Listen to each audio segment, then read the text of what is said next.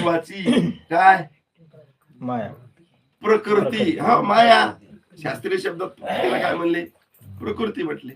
असं समजून सांगितल्यासाठी तिलाच माया म्हटले.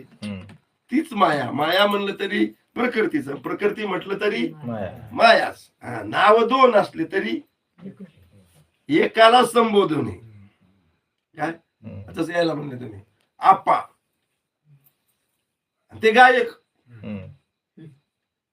काय एकच का कसं गायक गायन करतो मग है की नाही?